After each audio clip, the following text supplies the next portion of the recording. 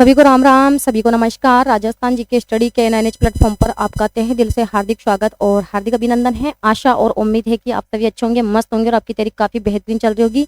तो यहाँ पर आपके लिए महत्वपूर्ण क्वेश्चन है और ऐसे क्वेश्चन है जो एग्जाम में कई बार पूछे जा चुके हैं, ठीक है, या फिर आपको यहाँ से क्वेश्चन पेपर में देखने को आगे भी मिल सकता है। तो क्लास स्टार्ट करने से पहले आप सभी से रिक्वेस्ट है कि फटाफट क्लास के साथ जुड़ जाइए और दबा के क्लास को एक बार ज़्यादा से ज़्यादा शेयर कर दीजिए। तो देख लेते हैं आज का पहला क्वेश्चन। बताइए भाई, क्वेश्चन नंबर पढ़िएगा। क्या पूछा गया है कि निम्न में से कौन सा ग्रंथ कुंभा की रचना नहीं है?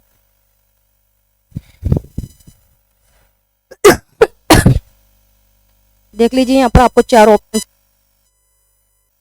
महाणा कुंभा, इन्हें कौन कौन सी उपाधि दी गई है? अभिनव भट्टाचार्य, हाल गुरु, दान गुरु, स्थापत्य कला का जनक और हिंदू सुल्तान।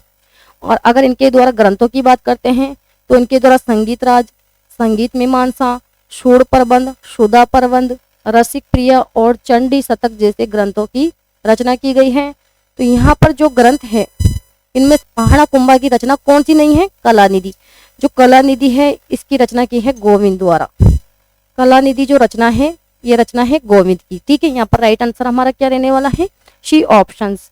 नेक्स्ट क्वेश्चन देखते हैं कि जमुनादास, छोटेलाल, बख्शाराम, नंदलाल चित्रकला की किस शैली से संबंधित है? यहाँ पर आपको चित्रकारों के नाम दे दिए गए हैं। इन चित्रकारों का संबंध कौन सी चित्रकला शैली से है? बताइए भाई, क्या करोगे? अलवर शैली से। और अलवर शैली की अगर बात करते हैं तो इसमें योगासन का चित्रण या फिर बसलो चित्रण क्वेश्चन बनकर आ सकता है कि योगासन, बसलो चित्रण और वेश्याव का चित्रण।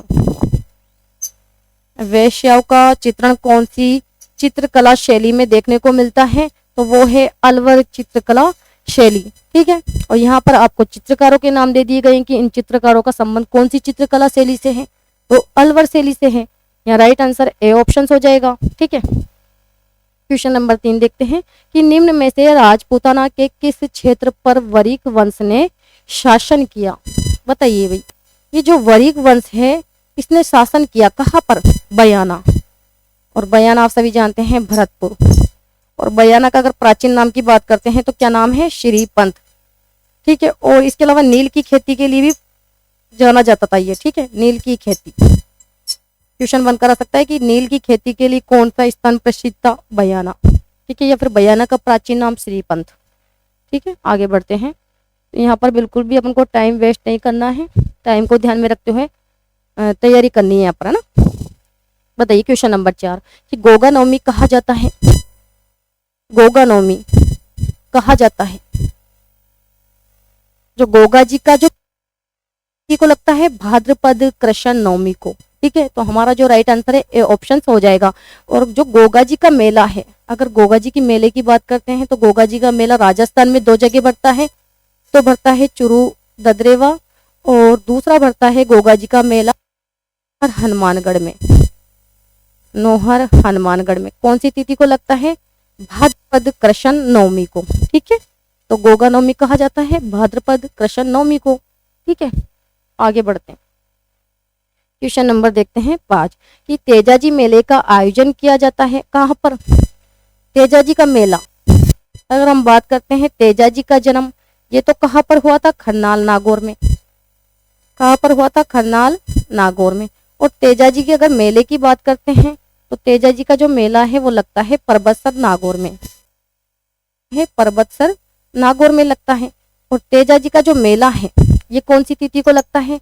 तो ये लगता है भाद्रपद शुक्ल दशमी। और भाद्रपद शुक्ल दशमी को और कौन सा मेला लगता है? कौन सा मेला? खेजड़ली मेला, ठीक है। तो यहाँ हमारा जो राइट आंसर है वे क्या है? सी ऑप्शंस, ठीक है। और तेजाजी जो हैं ये किसके अवतार माने जाते हैं? शिव के अवतार। आगे बढ़ते हैं। क्वेश्चन नंबर देखते हैं 6 कि कोटा में वीर भारत समाज की स्थापना किसने की? वीर भारत सभा समाज की जो स्थापना है ये की थी 1910 में। और किसके द्वारा की गई थी? सिंह बारठ। किसके द्वारा? केसरी सिंह बारठ के द्वारा। और अगर हम बात करते हैं केसरी सिंह बारठ जिनके द्वारा है चेतावनी राज चुंगटिया। कई बार यहाँ से भी पूछा जाता है कि चेतावनी राज चुंगटिया की रचना किसके द्वारा की है? केसरी सिंह बारट। और केसरी सिंह बारट के पुत्र का क्या नाम था? प्रताप सिंह बारट। इनके पुत्र का क्या नाम था? प्रताप सिंह बारट। ठीक है, यहाँ पर हमारा जो राइट आंसर है वे रहने वाला है ए ऑप्शन। आगे बढ़ते हैं, देख लेते हैं क्वेश्चन नंबर 7 कि क्षेत्रपाल राजस्थान की संस्कृति में एक महत्वपूर्ण पहलू रहा है, किसके रूप में? और ऑप्शन है यहाँ पर ग्राम अधिकारी के रूप में, या फिर एक संत के रूप में, या फिर ग्राम देवता के रूप में, या फिर एक उपासक के रूप में। तो क्या राइट आंसर रहने वाला है? सी ऑप्शन, ग्राम देवता के रूप में। आगे बढ़ते हैं, देखते हैं क्वेश्चन नंबर 8 कि वे संप्रदाय जो निर्यात की अटलता में विश्वास करता है। कौन सा संप्रदाय है जो निर्यात की अटलता में विश्वास करता है? आजीवक संप्रदाय। कौन सा संप्रदाय? आजीवक संप्रदाय। D option right answer. Next question देखते हैं कि राजस्थान में प्रमुख मक्का उत्पादक जिले कौन से हैं? के लिए कौन से जिले जाने जाते हैं? अगर हम बात करते हैं मक्का, तो मक्का की दक्षिण राजस्थान प्रसिद्ध है।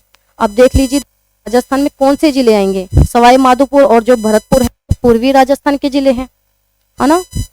और भीलवाड़ा, उदयपुर, चित्तौड़गढ़ ये आते हैं दक्षिण राजस्थान में। तो मक्के के लिए कौन से जिले जाने जाते हैं? भीलवाड़ा, उदयपुर और चित्तौड़गढ़। ठीक है, आगे बढ़ते हैं, क्वेश्चन नंबर देखते हैं फटाफट 10 कि राजस्थान का पहला स्पाइस मसाला पार्क स्थापित किया गया था कहाँ पर? राजस्थान का पहला पूछा गया है। पहला स्पाइस मसाला पार्क जोधपुर में स्थापित किया गया था। और अगर आपसे पूछा जाए कि दूसरा स्पाइस पार्क ये कहां पर स्थापित किया गया था, तो कोटा। पहला जोधपुर में और दूसरा कोटा में। तो यहाँ पर हमारा जो राइट आंसर है वे रहने वाला है डी ऑप्शन। पहला पूछा गया है, पहला स्पाइस मसाला पार्क कहां पर स्थापित किया गया था, तो जोधपुर। आगे बढ़ते हैं, नेक्स्ट क्वेश्चन कि हल्दी घाटी का युद्ध लड़ा गया था। कब लड़ा गया था हल्दी घाटी का युद्ध? 18 से 21 जून के मध्य में। और कब लड़ा गया था हल्दी घाटी का युद्ध? 1576 ईस्वी में। ठीक है, और कहां पर हुआ था? राजसमंद में हुआ था। और किन शासकों के बीच में हुआ था? तो महाराणा प्रताप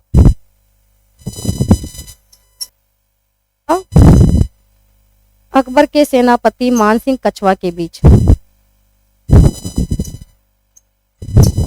मानसिंह कछवा के बीच में ये युद्ध लड़ा गया था। ठीक है, और हल्दी घाटी के युद्ध को मेवाड़ का जो थर्मोपल्ली युद्ध है वो कहा है जेम्स टोड ने। और हल्दी घाटी के युद्ध को गोगुंदा का युद्ध कहा गया है बंदायूनी ने।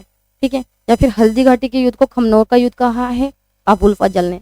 तो यहाँ पर तो यही पूछा गया है कि हल्दी घाटी का युद्ध लड़ा गया था कब? 1576 ईस्वी में। राइट आंसर क्या होगा? A option. ठीक है, आगे बढ़ते हैं, देख लेते हैं क्वेश्चन नंबर 12 कि वर्टिशोल मृदा किन जिलों में पाई जाती है? बताइए भाई। मिट्टियों का जो वर्गीकरण है वो 5 प्रकार से किया गया है। एंटीशोल्स मृदा, एरिडिशोल्स मृदा, अल्फीशोल्स मृदा, इसके अलावा इनसेप्टिशोल्स मृदा और वर्टिशोल्स मृदा। तो जो वर्टिशोल्स मिट्टी है ये राजस्थान के कौन से क्षेत्र में पाई जाती है? दक्षिणी पूर्वी क्षेत्र में। अब देख लीजिए राजस्थान के दक्षिणी पूर्वी क्षेत्र में कौन से जिले हैं? ये तो पश्चिमी जिले हैं, ये पूर्वी जिले हो गए। ठीक है, ये दक्षिणी जिले हो गए। दक्षिणी पूर्वी क्षेत्र में कौन से जिले आएंगे? कोटा और झालावाड़। कोटा और झालावाड़ में वर्टिशोल्स मृदा पाई जाती है। कि अगर हम बात करते हैं अलवर और जयपुर, तो यहाँ पर अल्फीशोल्स मृदा पाई जाती है।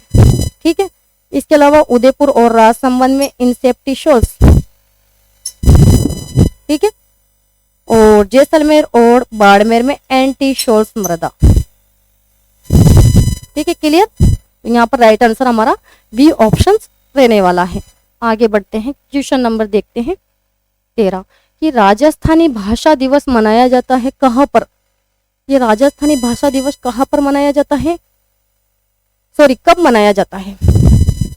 तो ये मनाया जाता है 21 फरवरी को। ठीक है, जबकि 30 मार्च को राजस्थान दिवस मनाया जाता है।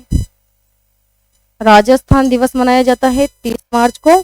और राजस्थान स्थापना दिवस अगर आपसे पूछा जाए कि राजस्थान स्थापना दिवस मनाया जाता है तो ये मनाया जाता है 1 नवंबर को। ठीक है। इसके अलावा 21 मार्च को विश्व वानिकी दिवस, 21 मार्च को क्या मनाया जाता है? विश्व वानिकी दिवस। और इसके अलावा 22 मार्च को विश्व जल दिवस। कई बार क्वेश्चन यहाँ से पूछा जा चुका है कि विश्व जल दिवस मनाया जाता है 22 मार्च, विश्व वानिकी दिवस मनाया जाता है 21 मार्च। ठीक है। इसके अलावा देख लेते हैं क्वेश्चन नंबर 14। क्या पूछा गया है कि घोशुंडी का शिलालेख स्थित है कहाँ पर? तो ये तो आप सभी जानते हैं, जो घोशुंडी का शिलालेख है ये चित्तौड़गढ़ में स्थित है। ठीक है। आगे बढ़ते हैं, क्वेश्चन नंबर देख लेते हैं लास्ट, कि झालरा पाटन झालावाड़ का सूर्य मंदिर निर्मित किया गया था किसके द्वारा? किसके द्वारा निर्मित किया गया था? नागभट्ट द्वितीय के द्वारा। और नागभट्ट द्वितीय को कौन सी उपाधि दी गई है? कई बार बता चुकी हूं मैं, परम भट्टारक। कौन सी उपाधि धारण की है? परम भट्टारक महाराजाधिराज। क्वेश्चन बनकर आ सकता है कि परम भट्टारक महाराजाधिराज परमेश्वर की है, तो वो धारण की है किसने? नागभट्ट द्वितीय ने। जबकि जो नागभट्ट प्रथम है उनको नागावलोक या नारायण का अवतार, ये उपाधि धारण की है नागभट्ट प्रथम ने। ठीक है। तो ये थे आज के इम्पोर्टेंट क्वेश्चंस, और आज के सेशन को तो यहाँ पर ही समाप्त करते हैं। क्लास अगर आपको अच्छी लगी हो तो लाइक कीजिएगा, शेयर कीजिएगा, और चैनल पर पहली बार आए हो तो चैनल को सब्सक्राइब करना ना भूलें। तो नेक्स्ट क्लास में मिलते हैं, तब तक के लिए धन्यवाद। Thank you so much.